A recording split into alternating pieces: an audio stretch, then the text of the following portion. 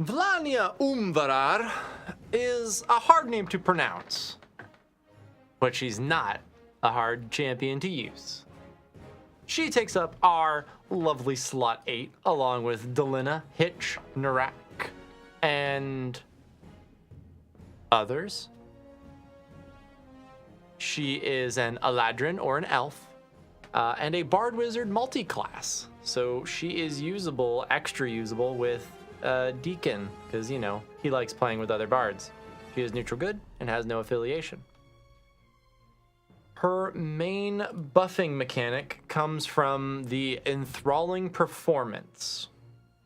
So whenever you put her in formation, her placement matters, because she will buff everyone in front of her, kind of like a reverse Evelyn, and not the column with her, but she can with a specialization choice. Well, let's focus on tempo, bass, and treble. So, tempo, or these three elements are what make up her enthralling performance, and that's her main buffing mechanic.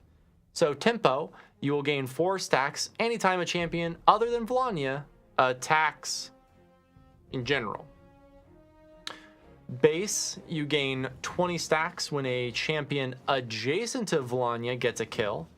And then treble, you get 1 stack every time you collect a coin drop, formerly Goober, formerly Plonker. These little gold coins on the ground, whenever you pick one up, it adds a stack. So let's see what happens when we just throw her in. Let's just put her there for now, for fun. That's not Vlahnya. And to cover her specialization, since we're there, you can either pick Breakout Solo, which is hard to use because it will increase the output of enthralling performance by 100%, or it doubles the effect. If Vlahnya is the only champion in her column. This is mainly used if you want to put her and Archon in the same column, so that she's not buffing him, but he can usurp it from someone in front. Otherwise, she kind of runs into a really tough, who do I use, Calliope or Vlahnya type of situation, because there's rarely ever just a single point that's free. And then obviously there is Spy Network, which just says champions in the same column also get enthralling performance. Generally the easier one to use, because you just, hey, great. And then she affects all of these people. So let's level her up a bit. All right, let's look at these stacks. So she's providing, and what's really nice is that it does a cumulative. So almost at soft cap, she's giving about an E5 buff. Higher up, I think it's closer to E6.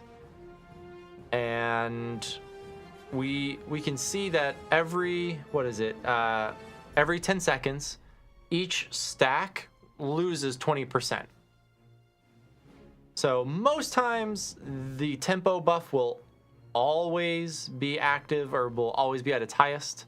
And then treble a little bit, especially if you're near the end and you have 6 familiars on the field, because at that point they'll be clicking all of the distractions, which gives you extra gold drops, helps that along. And base, you got to get a kill with someone adjacent, and near the end this is kind of falling off because you're relying on ults, so she should be around as much people as possible so that their adjacency grants you some base stacks for a small amount. But really, you don't need to worry about it too much because these buffs are all additive, so the gains are very minor, especially when you're trying to eke out those final percents. Let's see. Upgrades. So she has her enthralling performance. Her basic attack will do a stun. Sort of useful for stun farming. And then from there, pretty straightforward. She's had a couple golden epics. Most recently this weekend, actually, she got her tempo one. Super good, because it's obviously the best one to have the highest amount for. And then she has some all champion buff stuff. And yeah, so she is very useful. She actually outperforms Hitch. In most cases, even a very well-geared Hitch is outperformed by Vlahnya. Don't worry about having or needing to have every buff maxed. If we look at the chart, she is Vlahnya. Okay, she is at for me, a 3.52 E06, whereas Hitch is a 1 E6. So she's about 3 times better than a well-geared Hitch. She is kind of in that like close to getting knocked out situation. So using her is sometimes difficult to justify, especially now that we have other champions filling in slots that have previously been kind of underutilized because of their low performance.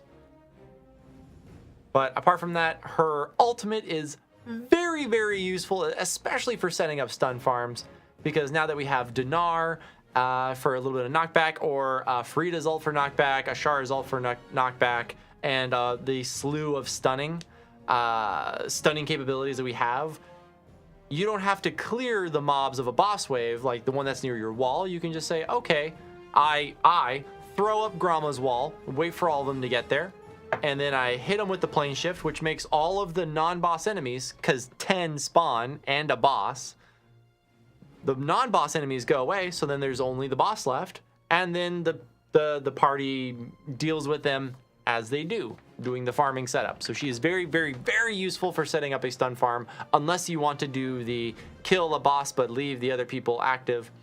Really, it's a lot simpler to just use her and keep perpetual knockbacks going on the boss. I really should do an updated gold farm video, but while we're here now, it doesn't matter who you have, because really, as long as you're using Azaka and Ishii / Palton, your gold gain will roughly be the same as if you had done all the other fancy things anyway. So it's simpler and for basically the same amount of gain. Well, that is Vlahnya Umvarar in a nutshell. Did I do the right? Let's see. Main. Yeah, great. Cool. Okay. Fancy ending splash screen. Thanks for watching, guys. If you have any questions, let me know. I'm in the Discord. Just look for that orange pumpkin-y colored name. Bye-bye.